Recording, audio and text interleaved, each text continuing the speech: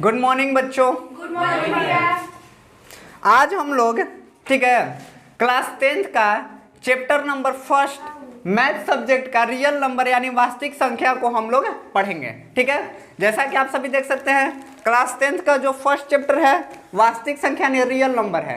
आज हम लोग इस वीडियो में रियल नंबर के बारे में यानी वास्तविक संख्याएं के बारे में हम लोग बढ़िया से एकदम विस्तार से आराम से पढ़ेंगे। ठीक है, कोई दिक्कत नहीं।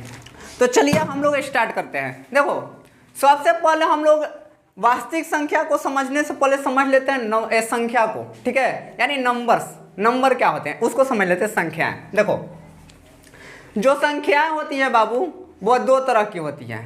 कितने तरह की? दो तरह की संख्याएं यानी नंबर्स जो होते हैं वो दो तरह के होते हैं। पहला जो होता है वास्तविक संख्या यानी रियल नंबर और दूसरा जो होता है काल्पनिक संख्या यानी इमेजिनरी नंबर। समझ में आ रही बात? कोई दिक्कत नहीं। वास्तविक संख्या का मतलब है कि ये रियल है। वास्तविक यानी रियल मतलब रियल में जिसको हम लोग फील कर सकते हैं, छू सकते हैं। ठीक है, जिसका अस्तित्व हो उसे हम लोग बोलते हैं रियल नंबर। ठीक है, जैसे मान लो हम बोल रहे हैं आदित्य यहाँ पे है, तो आदित्य नाम का कोई लड़का है जो मेरे कोचिंग में अभी बैठा हुआ है, इसको हम लोग देख सकते हैं। ठीक है, इसका अस्तित्व है। समझ में आ रही बात है? काल्पनिक संख्या यानी समझो कि सपने की तरह जिसको हम लोग कल्पना कर सकते हैं। ठीक है, जैसे हम लोग रात में सोकर सपना देखते हैं वो काल्पनिक है, लेकिन जो दिन में दिखाई देता है एकदम आंख खोल के इस सामने वो रियल होता है। समझ में आया? तो काल्पनिक संख्या यानी जिसका अस्तित्व ना हो, सिर्फ जिसको हम लोग कल्पना कर सकते हैं, इमेजिनेशन कर सकते हैं। समझ में आ रहा है? ये जो संख्या है इसके बारे में हम लोगों को अभी नहीं पढ़ना है। ठीक है, ये जो है हम लोगों के 11th क्लास में भेंट होगा इससे। ठीक है, इसका इंट्रोडक्शन हम लोग 11th क्लास में करेंगे अच्छे से। अभी थोड़ा आप लोग समझ लो इतना। इमेजिनरी नंबर का मतलब जैसे मान लो आप लोग √2 को जानते हो। ठीक है, इसको बोलेंगे इसका मान निकालिए, आप लोग निकाल दोगे। √1 को जानते हो, √5 को जानते हो। ठीक है, इन सब से अभी परिचित हो, तुम लोग जानते हो कि √2 क्या है, √1 क्या है और √5 क्या है। इसका अगर हम बोलेंगे कि मान निकालो, निकाल सकते हो। ठीक है, अगर जैसे ही हम इसमें कह दें कि √-2 √-1 और √-5 जब ही हम लोग माइनस लगा दिए तो ऐसे नंबर अभी आप लोग नहीं देखे हो, आपके सिलेबस में नहीं है अभी तक से। ऐसे नंबर के बारे में आप लोग नहीं जानते हो। ठीक है, ऐसे नंबर जो होते हैं कि रूट में, ठीक है, रूट में रहे और निगेटिव रहे तो वो संख्या जो होती है इमेजिनरी नंबर होती है। ठीक है, यानी काल्पनिक संख्या होती है। समझ में आ रही बात है? कैसे संख्या को हम लोग काल्पनिक संख्या कहते हैं, इसका अभी कोई अस्तित्व नहीं। ये हमें अभी 10th के सिलेबस तक नहीं पढ़ना है, इसीलिए अब इसका टेंशन फ्री रहो, इसके बारे में हम लोगों को नहीं पढ़ना है। सिर्फ इतना समझ लो इमेजिनरी नंबर वैसे कहते हैं वो संख्या जो रूट में हो और ऋणात्मक हो। ठीक है, यानी निगेटिव नंबर को हम लोग बोलते हैं साथ में रूट में रहे। देखो ये क्या है, रूट में है और माइनस लगा हुआ है यानी निगेटिव संख्या है, ऋणात्मक संख्या है। तो वैसे सारी संख्या क्या कहलाती है? काल्पनिक। इनका कोई अस्तित्व नहीं है। समझ में आ रही बात है? अब आते हैं हम लोग रियल नंबर में। रियल नंबर का यानी वैसी संख्या जिसका अस्तित्व हो। रियल मतलब रियलिटी हो, सच्चाई हो। ठीक है, तो वैसे नंबर को हम लोग कहते हैं रियल नंबर। ठीक है, अब अगर कोई पूछे कि बताओ रियल नंबर का डिफिनेशन क्या होता है, तो हम लोग बता सकते हैं कि रियल नंबर को डिफिनेशन हम लोग ऐसे भी परिभाषित कर सकते हैं कि रियल नंबर क्या है? प्राकृत संख्या, पूर्ण संख्या, पूर्णांक संख्या, परिमेय संख्या, अपरिमेय संख्या, भाज्य संख्या, सम संख्या और विषम संख्या। इन सभी संख्याओं के संग्रह को यानी इन सभी संख्याओं को मिला देंगे तो जो नंबर बनेगा, जो संख्याएं बनेगी वो हमारी होगी वास्तविक संख्या यानी रियल नंबर। ठीक है, समझ गए? सभी संख्याओं के संग्रह को हम लोग क्या कहते हैं? Real number. यानी वास्तविक संख्या में आप लोगों के प्राकृत संख्या भी आ जाएंगी, पूर्ण संख्या भी आ जाएंगी, परिमेय संख्या भी आ जाएंगी, अपरिमेय संख्या भी आ जाएंगी, अभाज्य संख्या भी आ जाएंगी, भाज्य संख्या भी आ जाएंगी, सम संख्या भी आ जाएंगी और विषम संख्या भी आ जाएंगी। सभी संख्याओं के संग्रह को हम लोग बोलेंगे कि यह वास्तविक संख्या यानी रियल नंबर है। समझ में आ रही बात है? इसका अस्तित्व है। ठीक है, अभी तक से हम लोगों ने जितनी संख्या के बारे में पढ़ा है, चाहे वो 1 क्लास से लेके हो अभी 10th में आगे 10th क्लास तक जितनी भी संख्या के बारे में पढ़े वो सारे रियल नंबर के बारे में ही हम लोग पढ़े हैं। ठीक है, अब हम लोग चलते हैं आगे। ये जो है प्राकृत संख्या, कि प्राकृत संख्या किसे कहते हैं, ठीक है। प्राकृत संख्या को हम लोग नेचुरल नंबर कहते हैं इंग्लिश में, ठीक है। कि इसका नाम नेचुरल नंबर क्यों पड़ा, ठीक है, इसको नेचुरल नंबर ही क्यों कहेंगे। तो अगर मान लो कि आप लोगों से बोल दिया जाए कि आप गिनती गिनाइए, मतलब ठीक है काउंट कीजिए, काउंटिंग सुनाइए, तो आप लोग क्या करेंगे, 1 2 3 4 5, ऐसे ही ना, समझ में आ रही बात है। अगर मान लो जैसे अभी हम नीतीश से पूछते, नीतीश गिनती गुण सुनाओ तो 1 2 3 4 5, यानी किसी से भी आप लोग बोलोगे कि गिनती सुनाओ तो सभी 1 2 3 4 5 यानी गिनती 1 से स्टार्ट होती है, ठीक है, 1 से ही लोग सुनाएगा, 1 2 3 4 5। आज तक कभी ऐसे किसी को सुनाते देखो 0 1 2 3 4 5, नहीं ना। ये जो है प्राकृत संख्या जो नेचर से संबंधित है, ठीक है, नेचुरल है, इसकी उत्पत्ति नेचर से हुई है, इसीलिए इनको हम लोग नेचुरल नंबर बोलते हैं, ठीक है। गिनती आप लोग इसका परिभाषा ऐसे भी दे सकते हो कि गिनती की संख्या को हम लोग प्राकृत संख्या कहते हैं, क्योंकि गिनती कहाँ से स्टार्ट होती है, 1 2 3 4 5, ठीक है, समझ में आ रही बात है। तो वैसी संख्याओं को हम लोग नेचुरल नंबर कहेंगे। इनका देखो, इसको थोड़ा इरेज कर दे रहे हैं थोड़े टाइम के लिए, देखो इधर नेचुरल नंबर एक को समझ लेते हैं। नेचुरल नंबर कहाँ से स्टार्ट होता है बाबू, अगर हम लोग बोलेंगे तो 1 2 3 4 4 5, ठीक है, डॉट डॉट, समझ में आ रही बात है। यानी नेचुरल नंबर को हम लोग वैसी संख्या जिसको गिना जा सके, आप लोग इसे भी बोल सकते हो, ठीक है, जो गिना जा सके उसे हम लोग नेचुरल नंबर बोलते हैं। कोई दिक्कत है। नेचुरल नंबर को हम लोग कैपिटल एन के थ्रू डिनोट करते हैं, ठीक है, क्या के थ्रू, एन के थ्रू, कैपिटल एन के द्वारा हम लोग इसको डिनोट करते हैं। समझ में आ गई बात। अब आते हैं पूर्ण संख्या के बारे में। पूर्ण संख्या यानी होल नंबर, ठीक है। अभी तक से जो नेचुरल नंबर यानी ये थी गिनती की संख्या अधूरी थी, ठीक है, अभी तक गिनती की संख्या अधूरी थी, इसको पूर्ण संख्या यानी होल नंबर क्यों कहा गया, क्योंकि गिनती की संख्या में, ठीक है, सिर्फ एक चीज की कमी है, वो शून्य की। किस चीज की कमी है, शून्य की। तो गिनती की संख्या में मान लो ये गिनती हो गया 1 2 3 4 5 ऐसे, ठीक है। इसके पहले हम लोग अगर 0 को लगा दें, किसको लगा दे बाबू, 0 को, तो बनी संख्या को हम लोग बोलेंगे पूर्ण संख्या, ठीक है। यानी गिनती की संख्या में 0 शामिल कर देंगे तो बनी संख्या को हम लोग क्या कहेंगे, पूर्ण संख्या। अब जो ही गिनती की संख्या पूरी हो गई, इसीलिए हम लोग इसको बोलते हैं पूर्ण संख्या। समझ में आ गया। आप लोग ऐसे भी ट्रिक ले सकते हो, जैसे मान लो कि नेचुरल नंबर को हम लोग एन से डिनोट कर सकते हैं, ठीक है, तो 0 + n = W यानी होल नंबर, ठीक है। होल नंबर को हम लोग कैपिटल W के थ्रू डिनोट करते हैं। तो आप लोग ऐसे बोल सकते हो कि नेचुरल नंबर में 0 शामिल कर देने पर बनी संख्या को हम लोग पूर्ण संख्या यानी होल नंबर के नाम से जानते हैं। समझ में आ गई बात है। चलो अब आगे हम लोग चलते हैं पूर्णांक संख्या। पूर्णांक को हम लोग इंटीजर बोलते हैं, ठीक है, इंटीजर नंबर। इसको हम लोग जेड से सूचित करते हैं। किससे, जेड से। समझ में आ रही बात है। अब चलो देखो बाबू, इंटीजर नंबर की जरूरत क्यों पड़े। मान लो कि मेरा एक दोस्त है, ठीक है, हमें 5 रुपए दिया, ठीक है, मान लो मेरा एक दोस्त है, हमें 5 रुपए दिया, ठीक है, और हमने किसी अपने दोस्त को, ठीक है, मान लो कि वो हमें 5 रुपए दिया, ठीक है, हम फिर वापस उसको 5 रुपए दे दिए, ठीक है। तो अगर मान लो यहाँ पे सिर्फ 5 या 5 लिख दे, मान लो कि उसने 5 रुपए दिए, फिर हम भी 5 रुपए उसको दे दिए, ठीक है। तो अब बताओ, इससे मालूम चलता है कि 5 रुपए हमने लिया कि 5 रुपए हमने दिया, नहीं ना मालूम चलेगा।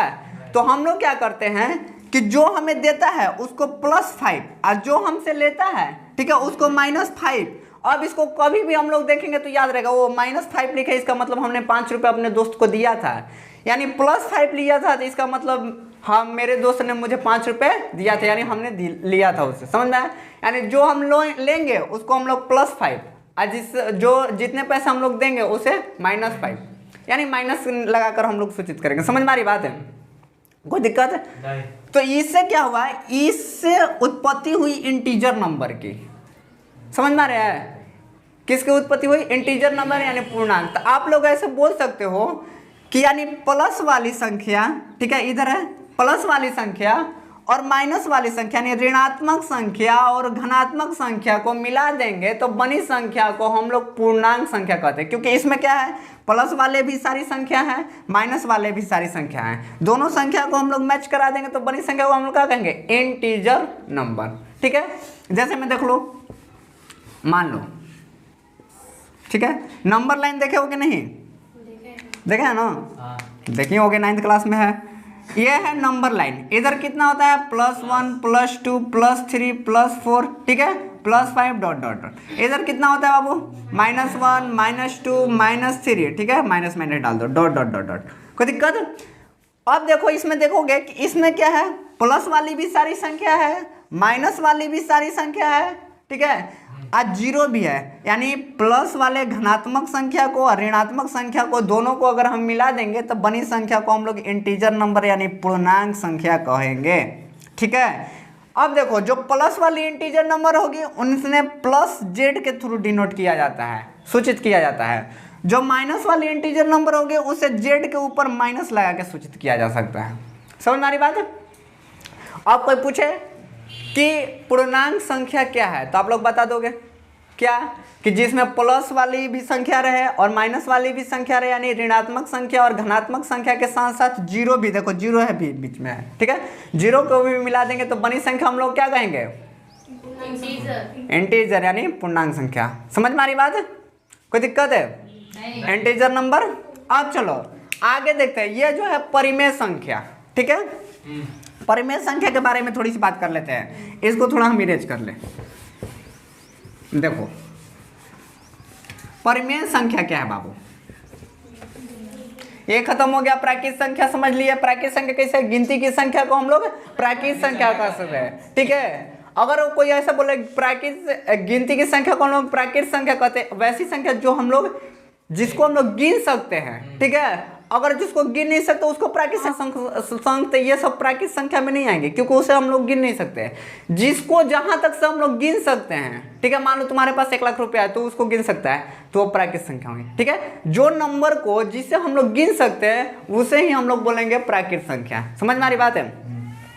पूर्ण संख्या, गिनती की संख्या में यानी नेचुरल नंबर में जीरो शामिल कर देंगे तो बनी संख्या को हम लोग क्या कहेंगे, होल नंबर। पूर्णांक यानी इसमें क्या होंगी बाबू, प्लस वाली भी संख्या होंगी और माइनस वाली भी संख्याएं होंगी। समझ में आ गया, प्लस वाली संख्या माइनस वाली संख्या के साथ साथ जीरो भी रहेगा, मिला देंगे तो बनी संख्या को हम लोग क्या कहेंगे, पूर्णांक संख्या। यानी धनात्मक संख्या ऋणात्मक संख्या के दोनों के संग्रह को हम लोग कह सकते हैं इंटीजर नंबर। समझ में आ रही बात है। अब देखो परिमेय संख्या किसे कहते हैं। परिमेय संख्या का आप लोग डिफिनेशन 9th क्लास में पढ़े होंगे, जिसे P/Q के रूप में लिख सकते हैं, उससे हम लोग बोलेंगे परिमेय संख्या। लेकिन एक कंडीशन होता है, Q is not equal to 0, यानी P/Q क्या है तो नंबर है, यहाँ पे कुछ नंबर रहेगा। समझ में आ रही बात है। एक बात और, यहाँ पे एक लिखा जाता है कि P और, ठीक है, Q सह अभाज्य संख्या है। क्या है बाबू, सह अभाज्य संख्या। अब आप लोगों को समझ में आ जाएगा कि सह अभाज्य संख्या क्या है, ठीक है। इतना तो आप लोग समझते हो, 9th क्लास में पढ़ के आए हो कि जिसे P/Q के रूप में लिख सकते हैं उसे हम लोग परिमेय संख्या कहते हैं। यानी अट्टा बाटा के रूप में हम लोग लिख दे उसे हम लोग परिमेय संख्या कहते हैं। जिसे हर और अंश के रूप में लिख दे उसे परिमेय संख्या कहते हैं। जिसे भिन्न के रूप में लिख दे उसे परिमेय संख्या कहते हैं। लेकिन Q is not equal to 0। समझ में आ रही बात है। एक बात बता बाबू, क्या ये परिमेय संख्या है? बताओ। हाँ, क्या ये परिमेय संख्या है? क्या ये परिमेय संख्या है? ठीक है, समझ रहे हो। तो ये वाली जो परिमेय संख्या, अगर तुम लोग इसको बोलोगे कि परिमेय संख्या है तो हम बोलेंगे कि परिमेय संख्या नहीं है।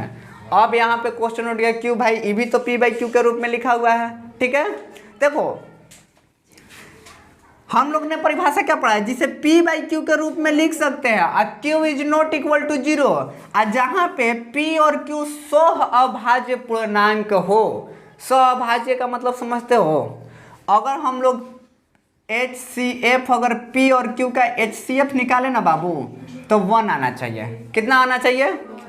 तो इसका हम लोग सहभाज्य पूर्णांक का मतलब होता है, यानी अभाज्य सहभाज्य संख्या का मतलब होता है वैसी संख्या जिसमें सिर्फ कॉमन फैक्टर जो हो, सिर्फ यानी दोनों संख्या में जो कॉमन हो सिर्फ 1 हो, ठीक है, उसी को हम लोग सहभाज्य पूर्णांक कहेंगे। आप लोग अगर सोचते हो कि पी बाई क्यू के रूप में लिखा है उसे परिमेय संख्या कहते हैं, ठीक है, लेकिन जहां पर पी और क्यू सहभाज्य पूर्णांक होना चाहिए। सहभाज्य पूर्णांक का मतलब जैसे में देखो, इसको तुम लोग बोले कि ये परिमेय संख्या है, तो हमने बोला हाँ ठीक है, क्योंकि ये परिमेय संख्या है। क्योंकि अगर इसका हम लोग गुणनखंड करेंगे 2/3 का, तो देख लो ऊपर क्या आ जाएगा 2 × 1, और नीचे गुण अगर 3 का गुणनखंड करेंगे ऐसे मान लो तो कितना जाएगा, तो लिखेंगे यहाँ पे 3 × समझ में आ रही बात है। तो अगर इसका HCF निकालेंगे तो HCF क्या है, जिसमें कॉमन होता है, दोनों नंबर में जो संख्या कॉमन होती है उसी को ना HCF बोलते हैं। तो HCF इसका कितना आ जाएगा बाबू 1, समझ में आया। तो हम लोग बोलेंगे कि ये परिमेय संख्या है, समझ में आया। अब उसी तरह अगर मान लो कि हम लोग इसको बोले तुम लोग 5/4 क्या एक परिमेय संख्या है, तो हम लोग बोले कि इसको हम बोले कि हाँ परिमेय संख्या है, तुम लोग भी बोले परिमेय संख्या है। देखो बाबू क्योंकि ये 5/4 कोई दिक्कत है।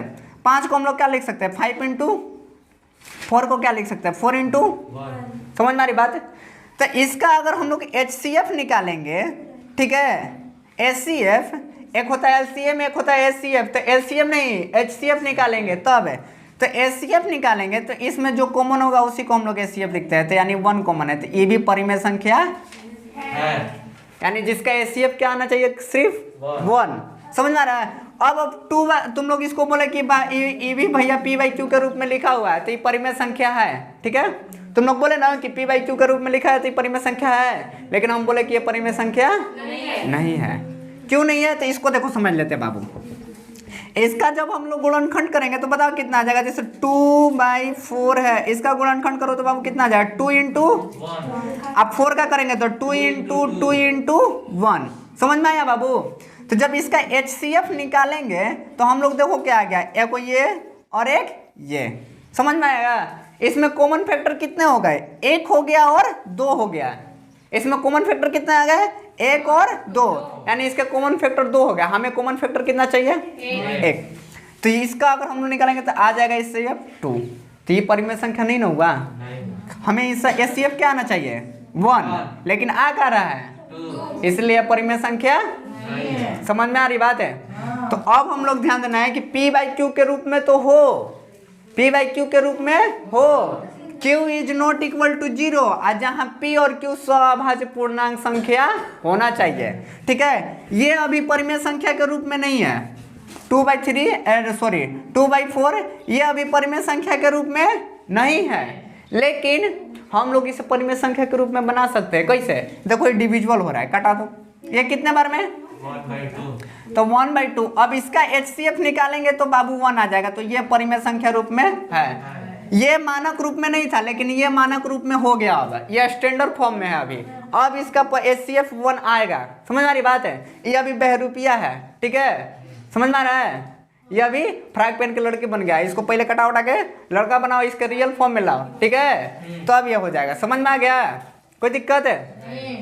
चलो तो अब एक बात बता अब देखो बाबू, अब एक बात बताओ, तो मान लो 8/, अगर मान लो हम यहाँ पे 16 लिख दिया, अब बोलेंगे बाबू ये परिमेय संख्या है, तो तुम लोग क्या कहोगे, ये परिमेय संख्या है?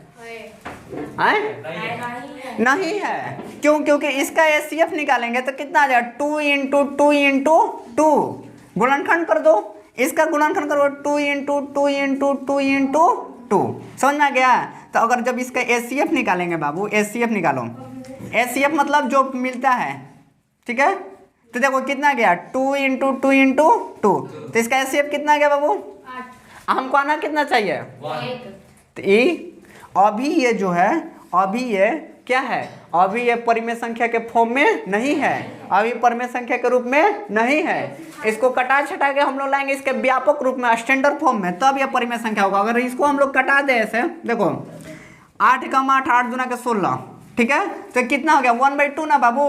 तो अब ये परिमेय संख्या होगा, क्योंकि इसका HCF निकालेंगे तो कितना आएगा 1, समझ में आ रही बात है? परिमेय संख्या समझ गए? वैसी संख्या है जिसे p बाई क्यू के रूप में लिख सकते हैं और q is not equal to 0, और जहां p और q सअभाज्य संख्या यानी पूर्णांक हो। समझ में आ रही बात है? चलो अब देखो, अगर अब तुम लोगों से पूछा जाए कि क्या 0 एक परिमेय संख्या है तो क्या बताओगे? ये परिमेय संख्या है, क्योंकि इसके बटा में 1 लिख सकते हैं, ये भी p बाई क्यू के रूप में हो सकता है। समझ में आ रही बात है? कोई दिक्कत है? अब तुम लोगों से बताए पाई एक परिमेय संख्या है तो नहीं।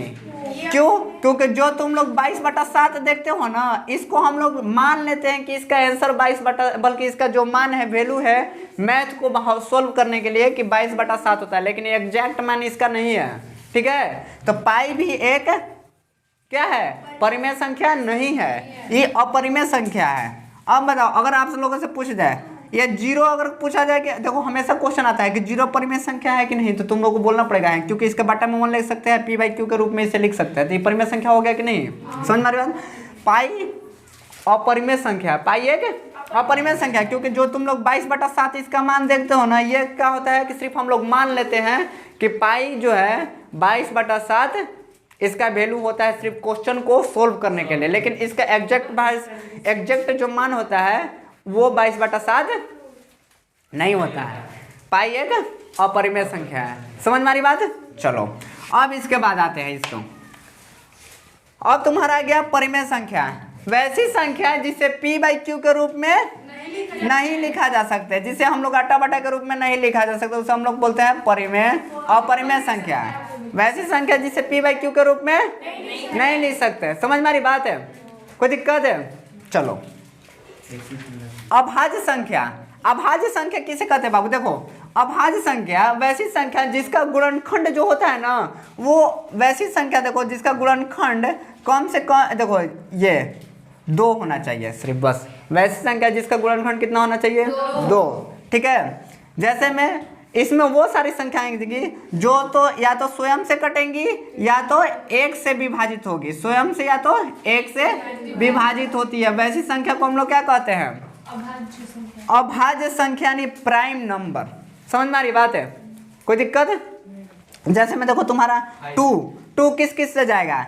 या तो 1 से डिविजिबल होगा या तो ये परिमेय संख्या है, क्योंकि इसका जो फैक्टर है कितना आ रहा है। ठीक है, कोई दिक्कत है? अब चलो अभाज्य, ये बताओ क्या ये अभाज्य संख्या है? क्यों? क्योंकि या तो ये तो सिर्फ 1 से जाएगा या तो 5 से, यानी जिसका फैक्टर सिर्फ 2 हो, यानी जो स्वयं से कटे और अपने आप से, यानी स्वयं से मतलब खुद से, और 1 से डिविजिबल हो, वैसी संख्या सब अभाज्य संख्या में आती है। जैसे में तुम लोग ले लो 7 बताओ ये क्या है? अभाज्य संख्या है या नहीं है? है, क्योंकि ये सिर्फ 1 से डिविजिबल होगी, नहीं तो 7 से डिविजिबल होगा, यानी स्वयं से नहीं तो 1 से। वो सारी संख्या जो 1 से और स्वयं से डिविजिबल हो उसे हम लोग बोलेंगे अभाज्य संख्या। समझ में आ रही बात है? चलो अब देखो भाज्य संख्या, भाज्य संख्या का मतलब वैसी संख्या जो स्वयं और 1 और स्वयं के साथ साथ है और भी संख्या से डिविजिबल हो जाए। इसका जो फैक्टर होता है हमेशा मोर देन 2 होता है, यानी 2 से अधिक होते हैं। जैसे में देख लो तुम लोग 8 का बताओ ये क्या हो जाएगा? 2 into 4, 4 into 2। ये तो पहले 1 से भी डिविजिबल होगा, 2 से भी डिविजिबल होगा, 4 से भी डिविजिबल होगा और 8 से भी डिविजिबल होगा। तो इसका जो फैक्टर आ गया मोर देन 2 आ गया कि नहीं? देखो तो ये 2 के अलावा और भी आ गया कि नहीं? ठीक है, तो जिसका फैक्टर मोर देन 2 हो यानी 2 से अधिक हो उसको हम लोग क्या बोलेंगे? भाज्य संख्या। जैसे मैं 9 ले लो, 9 एक क्या है? अभाज्य संख्या की भाज्य संख्या, तो आप लोग बता सकते हो ये तो 1 से भी डिविजिबल होगा, ठीक है, 3 से भी डिविजिबल होगा, 9 से भी। तो देखो इसका भी फैक्टर जो हो गया मोर देन 2 आ गया कि नहीं? ठीक है, तो ये भी क्या है? भाज्य संख्या है। समझ में आ गया? चलो अब इसके बाद आ जाओ, देखो सम संख्या, वैसी संख्या जो 2 से भाग लग जाए, वैसी संख्या जिसमें 2 से डिविजिबल हो जाए या 2 से भाग लग जाए उससे हम लोग क्या बोलेंगे? सम संख्या, यानी इवन नंबर। जैसे में तुम लोग देख लो यहाँ पे 4 2 से कटेगा बाबू, तो ये इवन नंबर है। 2 2 से कटेगा, इवन नंबर है। 10 2 से कटेगा, इवन नंबर है। 12 2 से कटेगा, तो यानी वैसी संख्या जिसमें 2 से भाग लग जाए वो क्या हो जाएंगी? समझ में आ रही बात है? Even number. विषम संख्या वैसी संख्या जो जिसमें 2 से भाग ना लगे, जैसे मान लो 3, 2 से कटेगा बाबू?